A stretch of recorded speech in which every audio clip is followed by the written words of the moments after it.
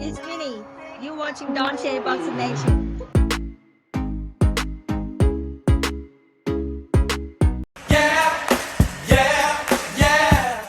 So it's obvious that Canelo Alvarez, he has many close allies in the boxing industry.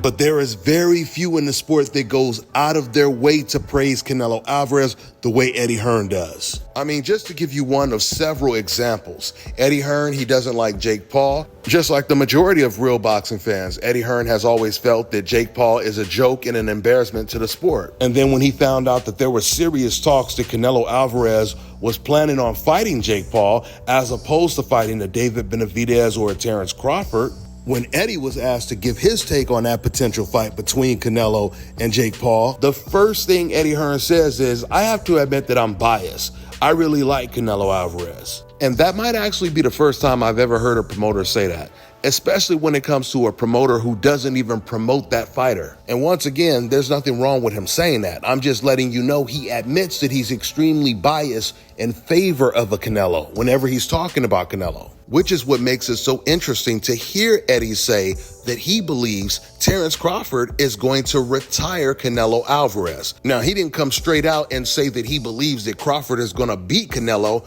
but obviously if he's saying he believes that this will be Canelo's last fight, that means he believes that Canelo Alvarez is going to lose to Terence Crawford. He starts off by saying, I believe the deal with His Excellency is for 3 fights. I think the Crawford fight will be his last. There's no intel there, and I've not had any conversations with him.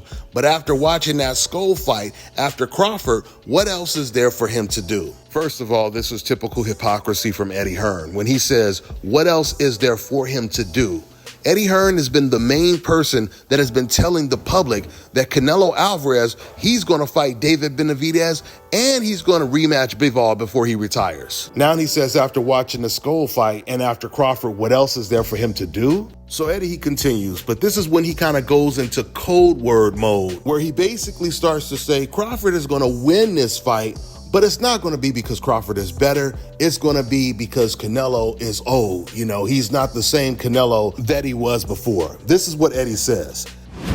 I just think Father Time, the body, the mojo, I don't know. I actually thought during the skull fight, I wouldn't be surprised if he just didn't fight Crawford. Meaning he thought Canelo looked so bad in the skull fight that he would just choose not to fight Crawford at all. But no one is giving William Scoll the credit for making that fight as competitive as it was, almost beating Canelo. Old media, as always, has been extremely biased, misleading the public, trying to tell people that William Scoll didn't come to fight. But that's not the case because William Scoll was actually landing more punches than Canelo Alvarez and a lot of those rounds. There's no way you didn't come to fight when you're landing more punches than your opponent. Every time Canelo got in range to throw punches against William Scoll, William would actually throw punches with Canelo. And a lot of times he would beat Canelo to the punch, which is what made Canelo so reluctant to let his hands go, because he started to realize, man, this guy is a really good counterpuncher. I don't want to mess around and get caught with something that I don't see. And it's funny because people always talk about how Canelo Alvarez, he has this great chin. But if Canelo's chin was really that great, he would not have been as reluctant as he was in this fight. He was worried about getting caught with something and possibly getting hurt. He wasn't willing to just walk through the fire. He wanted to approach with caution. What a lot of you fans don't realize is it really doesn't matter how great your chin is. If you get caught with a perfect time shot that you don't see, that you don't get to brace yourself for, you're going to get hurt or possibly knocked out. Now, when it comes to people, once again, staying on code by saying, oh, you know, Canelo Alvarez is old. So if he loses this fight, guys, it's because he's old. But if he wins this fight, oh, this just shows you how great Canelo is. And this is the old Canelo. Canelo is back. That's the way they're going to try to spin the narrative. And you guys know what I mean when I say the old Canelo is back. It's called having your hope insurance. Canelo Alvarez, he has his hope insurance. That means anything he does is fully covered. If he loses, it's completely covered with excuses. If he wins, that's fully covered with praise. Now, see, even though Crawford is the older fighter, he doesn't have his hope insurance, so he doesn't have that luxury of losing.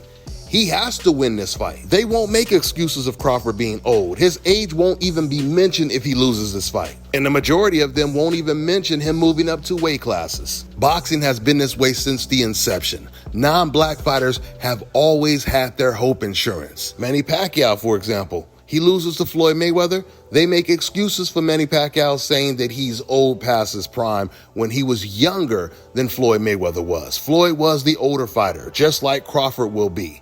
But then after Manny Pacquiao loses to Floyd, his very next fight, he fights Tim Bradley again, and then the commentators go back to saying, oh wow, this is vintage Manny Pacquiao. This is the Pacquiao of old. And they said the same thing when he beat Keith Thurman. Manny Pacquiao was only old when it benefited the excuses that old media wanted to use. He was only old when he lost to Floyd Mayweather. You know, I was watching the Tommy Hearns Roberto Duran fight a couple weeks ago.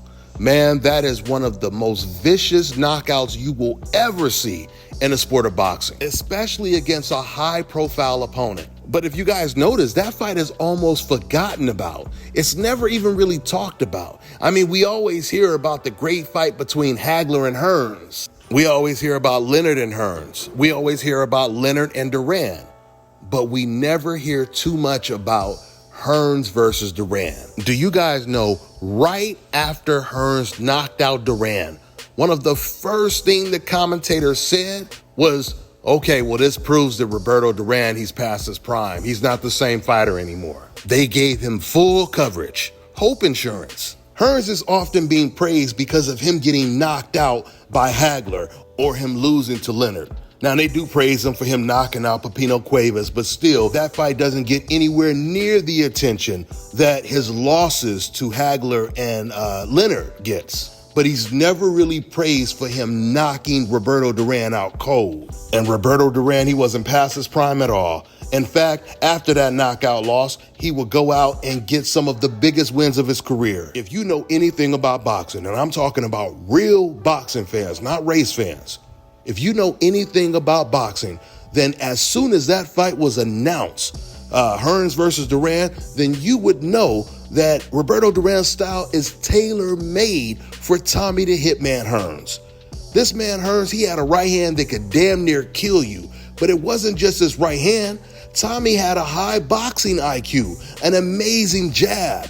The placement of his punches, the timing was impeccable. He had a good defense, and he had a real good defense against aggressive fighters like Roberto Duran. Roberto Duran had no defense. So once again, you're putting one of the biggest punchers, one of the most accurate punchers in the ring with someone who is flat-footed and really has no defense. Fights like that historically usually end with the aggressive fighter laying on the canvas face down. So it's extremely disrespectful to Tommy the Hitman Hearns for old media to try to imply that Roberto Duran got knocked out cold, not because Hearns was just a much better fighter, but because Roberto Duran, he was past his prime, you know, he was a faded fighter, he wasn't the same, etc., etc., etc. We know what time it is. With that being said, I'm gonna wrap this video up. That's all I got for now, guys. I'm on to the next one.